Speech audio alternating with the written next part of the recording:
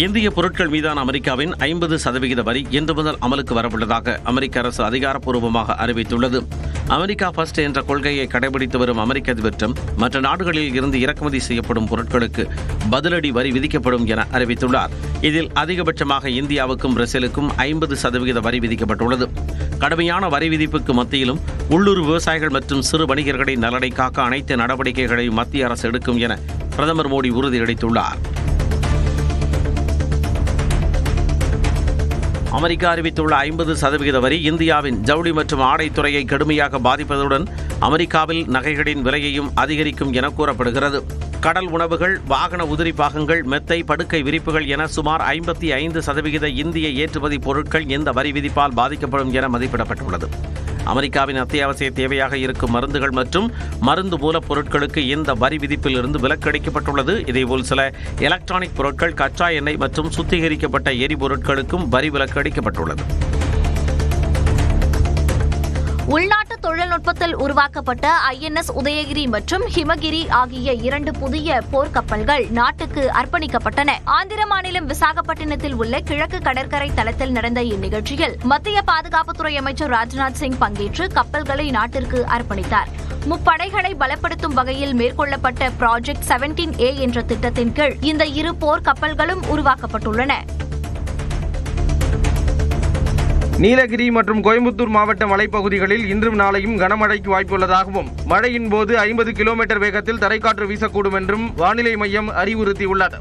சென்னை மற்றும் புறநகர் பகுதிகளில் மிதமான மழை பெய்யக்கூடும் என்றும் வானிலை மையம் குறிப்பிட்டுள்ளது. விநாயகர் சதுர்த்தியை முன்னிட்டு ஆம்னி பேருந்துகளில் கட்டணம் பன்மடங்கு உயர்த்தப்பட்டதாக பயணிகள் குற்றம் சாட்டினர். சென்னையிலிருந்து திருச்சிக்கு 2300 ரூபாய் வரையிலும், நெல்லைக்கு 3800 ரூபாய் வரையிலும், நாகர்கோவிலுக்கு 3500 ரூபாய் வரையிலும் கட்டணம் வசூலிக்கப்பட்டதாக வேதனை தெரிவித்தனர். கட்டாய கல்வி உரிமை சட்டத்தின் கீழ் தனியார் பள்ளிகளில் மாணவர் சேர்க்கைக்கான இணையதளத்தை திறக்காதது ஏன் என தமிழக அரசுக்கு சென்னை உயர்நீதிமன்றம் கேள்வி எழுப்பியது. RTE சட்டத்தின் கீழ் மாணவர் சேர்க்கைக்கான இணையதளத்தை திறக்க உத்தரவிடக் கோரிய வழக்கில் மத்திய மாநில அரசுகளுக்கு இடையேயான நிதி ஒதுக்கீடு பிரச்சினையில் மாணவர்களின் கல்வி பாதிக்கப்படக்கூடாது என தெரிவித்த சென்னை உயர்நீதிமன்றம் மாணவர்கள் நலனை கருத்தில் கொண்டு கௌரவம் பார்க்காமல் இணையதள பக்கத்தை திறக்க வேண்டும் என்று கூறியது.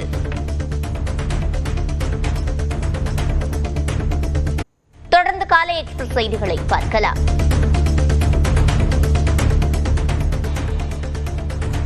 கிருஷ்ணகிரி மாவட்டம் சூளகிரி ரவுண்டானாவில் தனியாக நின்று அழுது கொண்டிருந்த 3 வயது பெண் குழந்தையை பொதுமக்கள் மீட்டு காவல்துறையினரிடம் ஒப்படைத்தனர். குழந்தையிடம் விசாரித்ததில் வீட்டிற்கு செல்ல வழி தெரியும் என கூறியிருக்கிறது. இதனால் இருசக்கர வாகனத்தில் அழைத்துச் செல்லப்பட்ட நிலையில் பாதி தூரத்தில் குழந்தை அடம்பிடித்து இறங்கியது. நடந்து சென்ற குழந்தையை காவலர்கள் பின்தொடர்ந்த நிலையில் 1/2 கிலோமீட்டர் தூரத்தில் உள்ள தனது வீட்டிற்கு குழந்தை சரியாக சென்றது. அருகே உள்ள கடைக்கு செல்ல முயன்ற குழந்தை தன்னை அறியாமல் மேற்கொண்டு நடந்து சென்றதாக கூறப்படுகிறது. சென்னை மெட்ரோ ரயில் திட்டத்தில் பூந்தமல்லி புறவழிச்சாலை முதல் போரூர் சந்திப்பு வரை மெட்ரோ ரயில்களை இயக்குவதற்கு பாதுகாப்பு சான்றிதழ்கள் பெறுவதற்கான சோதனைகள் திட்டமிட்ட காலத்திற்கு முன்பே நிறைவடைந்தன. மெட்ரோ ரயிலின் 2ஆம் கட்ட திட்டத்தின் கீழ் வழித்தடம் 4 பூந்தமல்லி புறவழிச்சாலை முதல் போரூர் சந்திப்பு வரை பணிகள் முடிவடைந்த நிலையில் ரயில்களை இயக்குவதற்கான சோதனைகள் நடத்தப்பட்டன. கடந்த 16ஆம் தேதி தொடங்கிய இந்த சோதனையில் மணிக்கு 90 கிலோமீட்டர் வேகத்தில் மெட்ரோ ரயில்கள் இயக்கப்பட்டு பயணிகளின் பயண வசதி மதிப்பீடு செய்யப்பட்டது.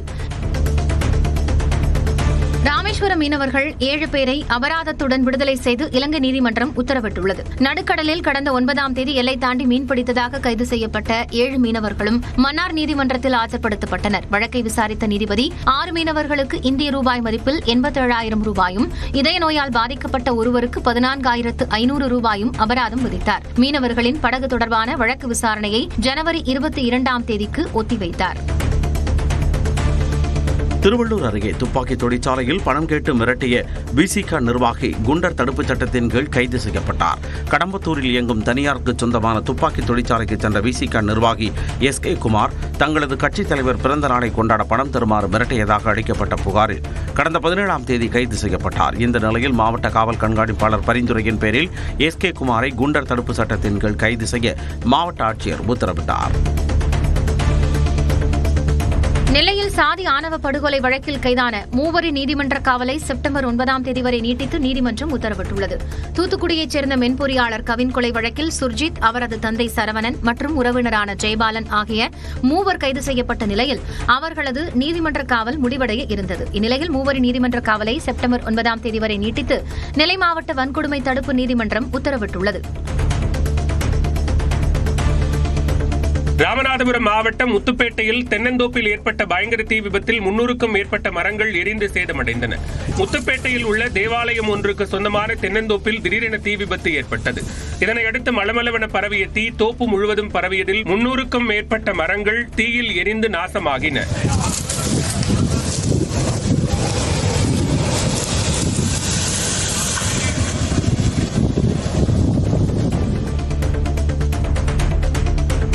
மதுரை மாநகராட்சியில் சொத்து வரி முறைகேடு நடந்ததைத் தொடர்ந்து தமிழ்நாட்டில் உள்ள அனைத்து உள்ளாட்சி அமைப்புகளிலும் ஆய்வு நடத்த உயர்நீதிமன்ற மதுரை கிளை உத்தரவிட்டுள்ளது. மதுரை மாநகராட்சியில் சொத்து வரி முறைகேடு தொடர்பான வழக்கை விசாரித்த உயர்நீதிமன்ற மதுரை கிளை இந்த விவகாரத்தில் சிறப்பு குழுக்கள் அமைத்து செயல் திட்டம் வகுத்து உரிய நடவடிக்கை எடுத்து வரும் மதுரை மாநகராட்சி ஆணையாளருக்கு பாராட்டுக்களை தெரிவித்தது. இதனைத் தொடர்ந்து அனைத்து உள்ளாட்சி அமைப்புகளையும் ஆய்வு செய்து நடவடிக்கை எடுக்க தமிழ்நாடு தலைமைச் செயலாளருக்கு நீதிபதிகள் உத்தரவிட்டனர். கிருஷ்ணகிரி மாவட்டம் சூளகிரி அருகே நெடுஞ்சாலையில் சுற்றித் திரியும் ஒற்றை யானையால் 10க்கும் மேற்பட்ட கிராமங்களுக்கு வனத்துறை எச்சரிக்கை விடுத்துள்ளது. வனத்தில் இருந்து வெளியேறிய யானை சாணமாவு என்ற இடத்தில் சுற்றித் திரிகிறது. இதனால் போடூர், ஆழியாளம், நாயக்கனப்பள்ளி உள்ளிட்ட 10 கிராமங்களுக்கு வனத்துறையினர் எச்சரிக்கை விடுத்துள்ளனர். விவசாயிகள் இரவு நேர காவலுக்கு செல்வதை தவிர்க்கவும், இருசக்கர வாகன பயணத்தை தவிர்க்குமாறும் வனத்துறையினர் கேட்டுக் கொண்டுள்ளனர். தஞ்சாவூர் பள்ளி அக்ரஹாரத்தில் முந்திச் செல்ல முயன்ற பைக் இடித்ததில் இருசக்கர வாகன ஓட்டி சாலையில் தவறி விழுந்து உயிரிழந்தார்.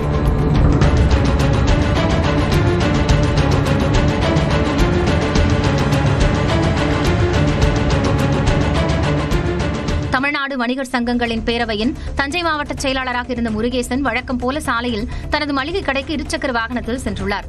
வேகமாக வந்த பைக் ஓட்டி சட்டென கட்டடித்துச் செல்ல முயன்றபோது இடித்ததில் முருகேசன் கீழே விழுந்து தலையில் காயமடைந்த நிலையில் மருத்துவமனையில் சிகிச்சை பலனின்றி உயிரிழந்தார். தாம்பரம் அருகே மாற்றுத்திறனாளிகள் போல் நடித்து யாசகம் பெற்று திருட்டில் ஈடுபட்டு வந்த 2 கைது செய்யப்பட்டனர். சேலையூர் அருகே சிக்னல் பகுதிகளில் ஓர் ஆணும் பெண்ணும் வாகன ஓட்டிகளிடம் கட்டாயப்படுத்தி யாசகம் பெற்று வருவதாக புகார்கள் எழுந்தன. இந்நிலையில் அவர்களிடம் விசாரணை நடத்த சென்ற காவலர்களை கண்டு அவர்கள் ஓட்டம் பிடித்தனர். அவர்களை விரட்டி பிடித்து விசாரித்த போது மகாராஷ்டிராவைச் சேர்ந்த நிதின் மற்றும் தியா என்பதும் யாசகம் பெறுவது போல நடித்து திருட்டில் ஈடுபட்டு வந்ததும் தெரியவந்தது. இதையடுத்து அவர்களை காவல்துறையினர் கைது செய்தனர். மதுரை பேரையூர் தாலுகாவில் ரேஷன் கார்டில் குடும்பத் தலைவர் போட்டோவுக்கு பதில் பீர் பாட்டில் படம் இருந்தது சர்ச்சையை ஏற்படுத்தியது. தங்கவேல் என்பவர் அமைப்பு சாரா கட்டுமான தொழிலாளர் நல வாரியத்தில் பதிவு செய்வதற்காக இணையதளத்தில் ரேஷன் கார்டினை பதிவிறக்கம் செய்தார். அதில் ரேஷன் கார்டில் குடும்பத் தலைவர் புகைப்படமாக பீர் பாட்டில் படம் இருந்துள்ளது. இதனால் தொழிலாளர் நல வாரியத்தில் பதிவு செய்ய முடியவில்லை என்று தங்கவேல் புகார் தெரிவித்துள்ளார். உற்பத்தித் துறை கடந்த 11 ஆண்டுகளில் 500% வளர்ச்சியடைந்துள்ளதாக பிரதமர் மோடி தெரிவித்துள்ளார். குஜராத் மாநிலம் அகமதாபாத்தில் நடைபெற்ற நிகழ்ச்சியில் கலந்து கொண்ட பிரதமர் மோடி மாருதி சுசுகி நிறுவனத்தின் விட்டாரா என்ற முதல் மின்சார காரை கொடியசைத்து அறிமுகம் செய்து வைத்தார். जो राज्य जितनी तेजी से अपनी पॉलिसीज को नीट एंड क्लीन रखता है, அரசு நிதியை தவறாக பயன்படுத்தியதாக கைது செய்யப்பட்ட இலங்கை முன்னாள் அதிபர் ரணில் விக்ரமசிங்கவை ஜாமீனில் விடுவித்து நீதிமன்றம் உத்தரவிட்டுள்ளது. அதிபராக இருந்தபோது வெளிநாடு சென்றதில் முறைகேடு நடந்ததாக கூறி ரணில் விக்ரமசிங்கே கடந்த வெள்ளிக்கிழமை கைது செய்யப்பட்டார். அவருடைய உடல்நிலை பாதிக்கப்பட்டதால் மருத்துவமனையில் சிகிச்சை பெற்று வந்தார். இந்நிலையில் அவரை ஜாமீனில் விடுவிக்க கொழும்பு கோட்டை நீதிமன்றம் உத்தரவிட்டுள்ளது. 11வது உலகக்கோப்பை செஸ் தொடர் அக்டோபர் 30ஆம் தேதி முதல் நவம்பர் 27ஆம் தேதி வரை கோவாவில் நடைபெறும் என சர்வதேச செஸ் கூட்டமைப்பு போட்டி அட்டவணையை வெளியிட்டுள்ளது. 23 ஆண்டுகளுக்கு பிறகு மீண்டும் இந்தியாவில் உலகக்கோப்பை செஸ் தொடர் களைகட்ட உள்ளது. 8 சுற்றுக்களாக நாக் அவுட் முறையில் நடைபெறும் இந்த தொடரில் 80க்கும் மேற்பட்ட நாடுகளில் இருந்து 206 வீரர் வீராங்கனைகள் பங்கேற்று பலப்பரீட்சை நடத்த உள்ளனர். மறைந்த நடிகை ஸ்ரீதேவியின் கணவரும் தயாரிப்பாளருமான போனி கபூர் போலி ஆவணங்கள் மூலம் பட்டா மாற்றம் செய்துள்ளதாக நீதிமன்றத்தில் வழக்கு தொடரப்பட்டுள்ளது. முறையான ஆவணங்கள் இல்லாததால் மறைந்த நடிகை ஸ்ரீதேவியால் 35 ஆண்டுகளாக பட்டாவில் பெயர் மாற்றம் செய்ய முடியவில்லை என்று வழக்கு தொடர்ந்துள்ள சிவகாமி தெரிவித்தார். அவர் பெயர் மாற்றம் பண்ண டாக்குமெண்ட்டுக்கு வாங்கினவங்க கிட்ட இருந்து வித்தவங்களுக்கும் எந்த லிங்க் டாக்குமெண்ட்டுமே இல்லாம சோழிங்கநல்லூர் தாசில்தார் எந்த விதமான விசாரணையும் இல்லாமல் இன்ஃபுளுயன்ஸை பயன்படுத்தி தவறுதலான போலி பட்டா வழங்கியிருக்காங்க. அதுக்கான ஆதாரம் என்கிட்ட இருக்கு. ராமநாதபுரம் மாவட்டம் திருவாடானை அருகே இடமணி கிராமத்தில் இருளையா மற்றும் பரிவார தெய்வங்களின் கோவில் திருவிழாவில் கரகம் எடுக்கும் விழா நடைபெற்றது. கோவில் பூசாரி தொண்டி அருகே உள்ள நம்புதாளை முருகன் கோவில் முன்பாக கடல் நீரை 5 கரகங்களில் எடுத்து தலையில் சுமந்து சாலை வழியாக அல்லாமல் வயல்காடு வழியாக கோவிலை வந்தடைந்தார்.